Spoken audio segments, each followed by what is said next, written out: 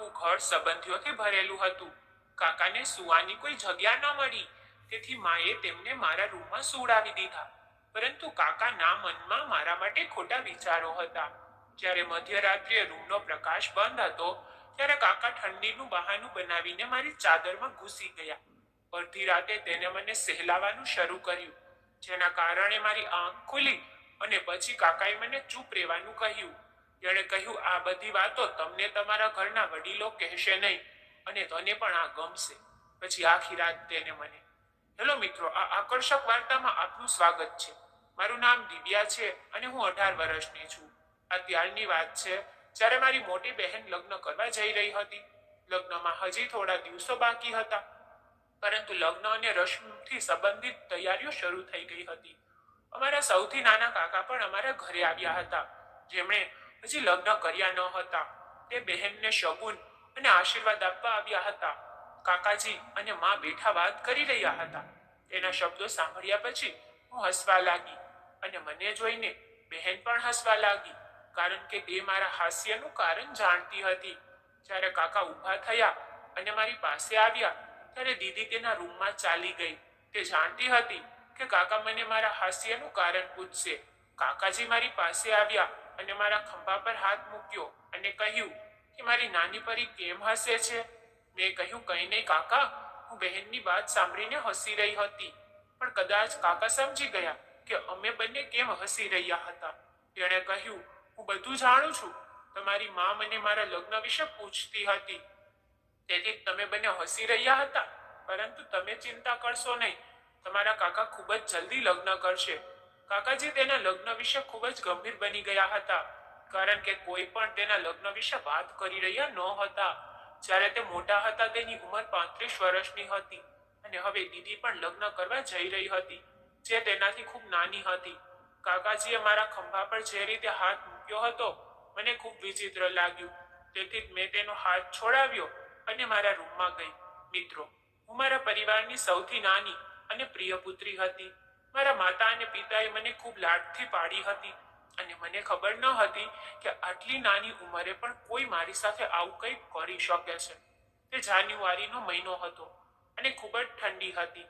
તેઓ શિયાળાના દિવસો હતા અને બહેનના લગ્ન પણ શિયાળાના દિવસોમાં થવાના હતા. બહેનના લગ્ન માટેની તૈયારીઓ પણ ચાલી રહી હતી અને તે જ સમયે મારી શાળા પણ ચાલી રહી હતી. સામાન્ય રીતે મારી બહેન મને શાળાએ છોડવા જતી હતી, પણ તેના લગ્નને કારણે મેં મારા પિતા સાથે જવાનું શરૂ કર્યું. તો મને પકડો અને બેસો.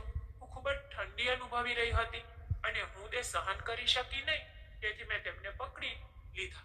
તે દિવસે હું કાકા સાથે માની ગઈ હતી, પરંતુ કદાચ આ મારી સૌથી મોટી ભૂલ હતી. મેં તેના મુદ્દા પર વધારે ધ્યાન આપ્યું ન હતું, પરંતુ તે દિવસથી તેણે મારી સાથે જુદી જુદી રીતે વર્તવાનું શરૂ કર્યું. તે દિવસે કાકા જ મને પાછા લઈ જવા આવ્યા હતા. પાછા ફરતી વખતે તેણે મને કહેવાનું શરૂ કર્યું કે મારે મારો હાથ તેમની કમર પર મૂકવો જોઈએ, પરંતુ તે સમય સુધીમાં તડકો આવી ગયો હતો તો ઠંડી લાગતી ન હતી, તેથી મેં સ્પષ્ટ ઇનકાર કર્યો. તે દિવસથી કાકા દરરોજ શાળાએ આવવાનું શરૂ કર્યું. ધીરે ધીરે મારા માટે તેમને પકડવાનું સામાન્ય હતું. પહેલા મારી માતા મારા વારમાં તેલ લગાવી અને સારી ચોટી બનાવી દેતી અને મને શાળાએ મોકલતી, પરંતુ દીદીના લગ્નને કારણે તે મારા પર સંપૂર્ણ ધ્યાન આપી રહી ન હતી. મારા બધા વાર અસ્ત વ્યસ્ત થઈ જતા હતા.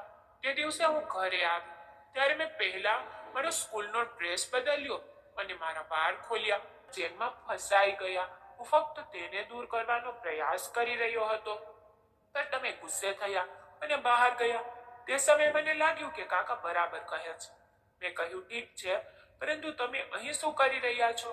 તેણે કહ્યું, હું હમણાં જ તમારી સાથે વાત કરવા આવ્યો છું, કારણ કે મેં ઘરમાં બધું જોયું છે કે આ લોકો તમારી દીદીને વધુ મહત્વ આપે છે. કોઈ તારી સાથે વાત કરતું નથી. આજે મેં જોયું કે જ્યારે તમે તમારી માતાની વાળમાં તેલ નાખવાનું કહ્યું ત્યારે તે બજાર ચાલી ગઈ. લગ્નની તૈયારીઓ પણ જરૂરી છે, પણ દરેકને પણ જોવું જોઈએ કે અહીં ઘરની બીજી પુત્રી પણ છે, જેને પણ કાળજીની જરૂર છે. હું અન્યાય સહન કરી શકતો નથી. મેં જોયું છે કે તારામાં કોઈ ધ્યાન આપતું નથી, પરંતુ તું ચિંતા ન કર. હું હંમેશા તારી સંભાળ રાખીશ અને જો હું ન આવ્યો હોત તો તારી સંભાળ રાખવા માટે કોઈ ન હોત. કાકાના શબ્દોમાં સત્ય હતું. હું પણ વિચારી રહી હતી કે દરેક મારી બહેનના લગ્નમાં વ્યસ્ત હતા. મારા અભ્યાસ અને ખોરાક પણ જરૂરી હતા, પરંતુ મારા માતા પિતા આ બધું ભૂલી ગયા હતા. મને મારા કાકાની ચિંતા કરવાનું ગમ્યું, કારણ કે ઘણા દિવસો પછી કોઈએ મારા વિશે કંઈક વિચાર્યું. મેં તેમને ગળે લગાવ્યા અને તેઓએ મને ગળે લગાવ્યા. મેં તે દિવસ પછી તેની સારી વિચારસરણી માટે તેમનો આભાર માન્યો, અને તેથી જ મારા મગજમાં કાકાની સારી છબી હતી. હવે લાગવા લાગી. કાકાની મદદ લેવાય તે માટે મને હવે શરમ આવી ગઈ. મેં કહ્યું, કાકા, હવે તમે રહેવા દો. આ પછી હું ઊભી થઈ અને ચોટી બનાવવા લાગી.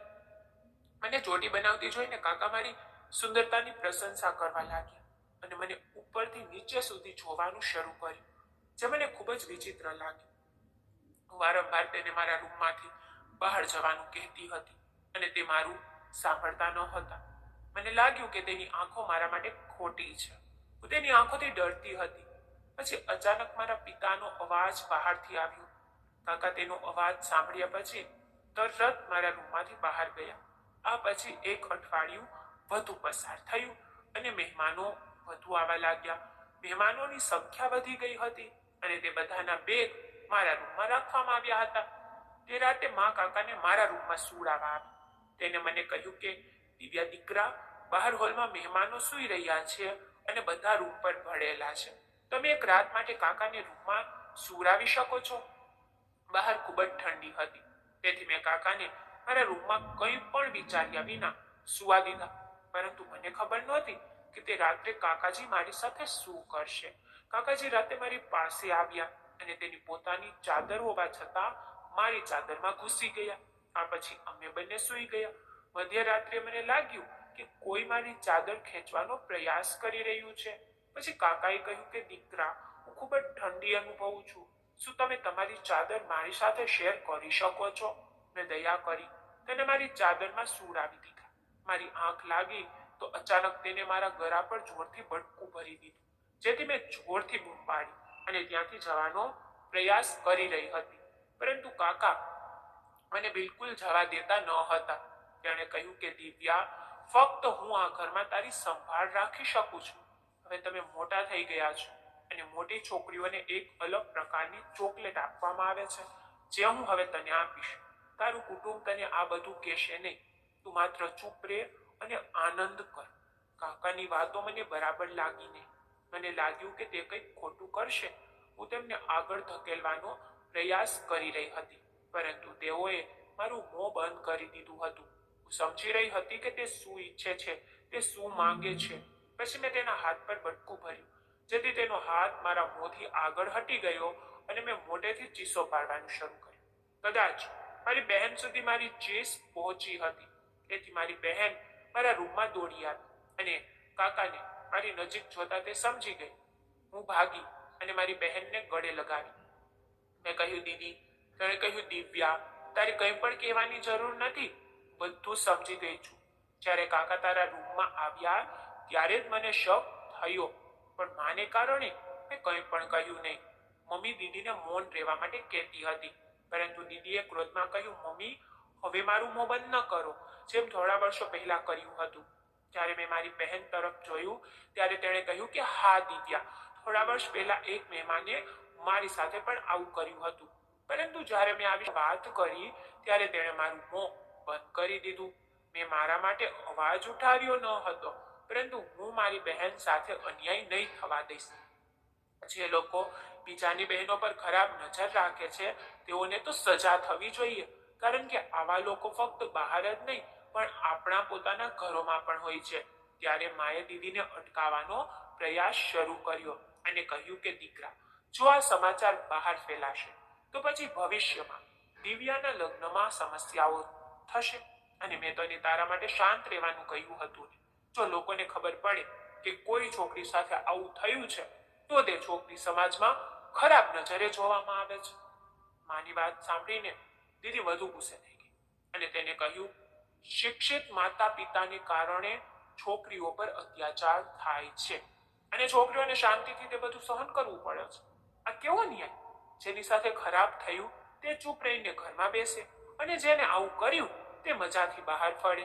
આજે ભગવાનની કૃપાથી દિવ્યા સાથે કંઈ ખરાબ થયું નથી, પરંતુ જો કંઈ ખરાબ થયું હોય તો પણ તમે આમ જ કરત. આ સમાજમાં મૌન અને અત્યાચારનો ભોગ બનેલી છોકરીઓને ખરાબ આંખોથી જોવામાં આવે છે. તેથી આવું કરનારને સમાજમાં ફરવાનો કોઈ અધિકાર નથી. તમે મારી માં છો, પણ હજી પણ હું તમારા વિચારો સાથે સહેમત નથી. બધાએ કાકાને સજા આપવાનું કહ્યું હતું. માં પણ સમજી ગઈ કે તે જૂની વિચારસરણી સાથે જીવતી હતી. કાકાએ મને તેની મીઠી મીઠી વાતો સાથે મારા પરિવાર સામે ઉશ્કેરવાનો પ્રયત્ન કર્યો. તે સમયે તો હું આ માણસનો વાસ્તવિક હેતુ સમજી શકી નહીં, પરંતુ છેવટે મારા પરિવારે મને સાથ આપ્યો. ખરેખર માએ તેની પુત્રીને મોટી થતા સારા સ્પર્શ અને ખરાબ સ્પર્શ વિશે સમજાવવું જોઈએ, પરંતુ કેટલાક માતા પિતા તેના વિશે વાત કરવામાં સંકોચ કરે છે અથવા તેમની પાસે તેના વિશે યોગ્ય માહિતી નથી. આજના સમયમાં આવા લોકોથી સાવધાન રહેવું ખૂબ જ મહત્વપૂર્ણ છે, કારણ કે આવા લોકો ઘણીવાર આપણી નજીક હોય છે. તો જો તમને સ્ટોરી પસંદ આવી હોય તો વિડીયો લાઈક કરો અને ચેનલને સબસ્ક્રાઇબ કરો. ધન્યવાદ.